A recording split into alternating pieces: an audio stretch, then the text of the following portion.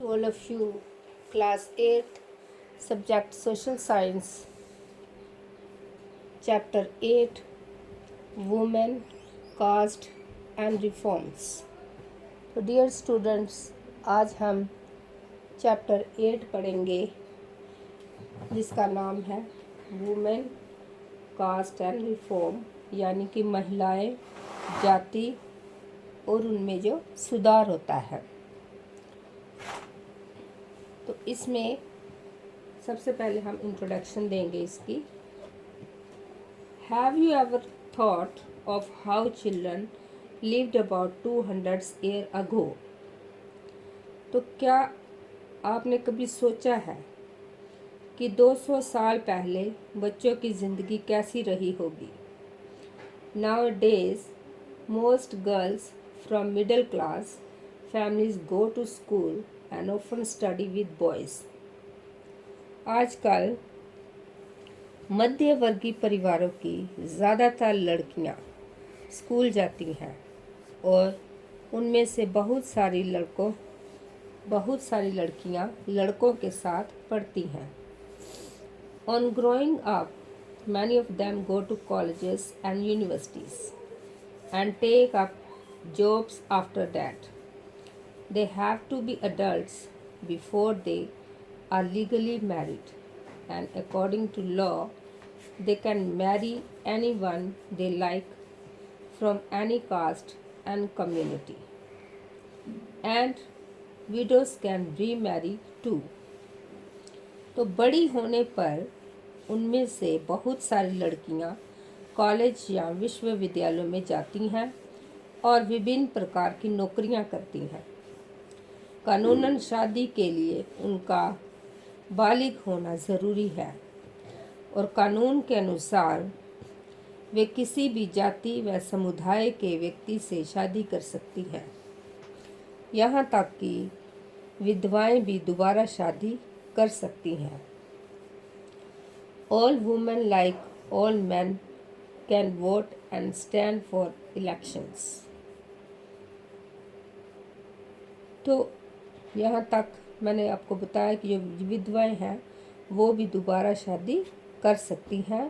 पुरुषों की तरह सभी महिलाएं वोट डाल सकती हैं और चुनाव लड़ सकती हैं। बेशक सारी महिलाएं इन अधिकारों का उपयोग नहीं कर पाती। Of course, these rights are not actually enjoyed by all. Poor people have little or no access to education. And in many families, women cannot choose their husbands. गरीबों को शिक्षा के मौके मुश्किल से मिलते हैं, कम मिलते हैं या मिल ही नहीं पाते। बहुत सारे परिवारों में लड़कियां अपनी इच्छा अनुसार पति भी नहीं चुन सकती। 200 years ago, things were very different. Most children were married off at an earlier age. 200 साल पहले हालात बहुत भिन्न थे। ज़्यादातर बच्चों की शादी बहुत कम उम्र में ही कर दी जाती थी। Both Hindu and Muslim men could marry more than one wife. In some parts of the country, widows were praised if they chose death by burning themselves on the funeral pyre of their husbands. Hindu व मुसलमान दोनों धर्मों के पुरुष एक से ज़्यादा पत्नियां रख सकते थे। देश के कुछ भागों में विधवाओं से ये उम्मीद की जाती थी कि वे अपने पति की चिंता के साथ ही जिंदा जल जाए। इस तरह स्वेच्छा से या जबरदस्ती मार दी गई महिलाओं को सती कहकर महिमान्वित किया जाता था। The women who died in this manner, whether willingly or otherwise, were called sati, meaning virtuous women. Women's right to property were also restricted. Besides, most women had virtually no access to education. In many parts of the country, people believed that if a woman was educated, she would become a widow.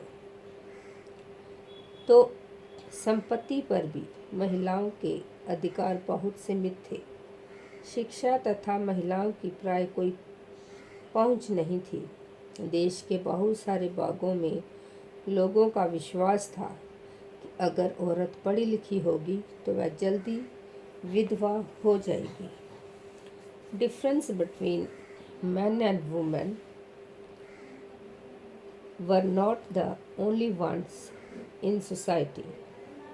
In most religions, people were divided along lines of caste.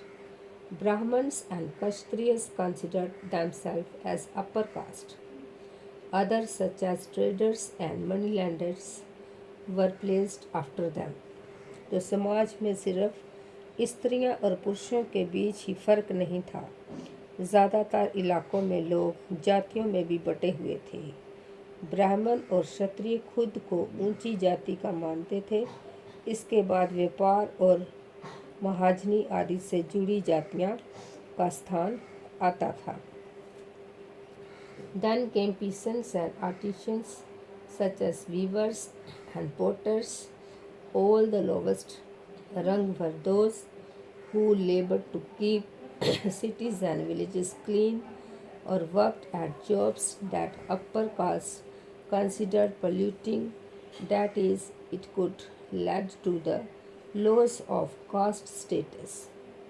The upper caste also treated many of these groups as the bottom, as untouchable. They were not allowed to enter temples, draw water from the wells used by the upper caste, or bath in the ponds where upper caste bathed. They were seen as inferior human beings.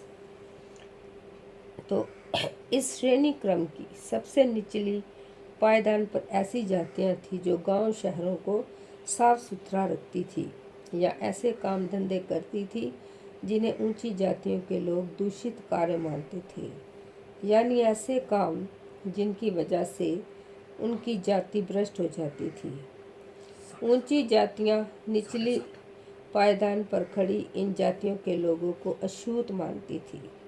इन लोगों को मंदिरों में प्रवेश करने, स्वर्ण जातियों के इस्तेमाल करने वाली कुओं से पानी निकालने या ऊंची जातियों के आधिपत्य वाले घाट तालाबों पर नहाने की छूट नहीं होती थी। इन्हें निम्न दर्जे का मनुष्य माना जाता था। Over the 19th and 20th century, many of these norms or prescriptions slowly change. 19वीं और 20वीं सदी के दौरान इनमें से बहुत सारे कायदे कानून और नज़रिए धीरे धीरे बदलते गए। तो डियर स्टूडेंट्स, अब ब्लैक बोर्ड पर मैंने होमवर्क लिखा है। तो आपका होमवर्क है कि who consider them self as upper caste. तो अपर कास्ट कौन समझते थे? तो जो आंसर है वो है ब्राह्मण्स और क्षत्रिय। ये दो जातियां थी जो अपने आप को अपर कास्ट समझते थे। इसको कॉपी पे लिखना और याद करना। Thank you and have a nice day.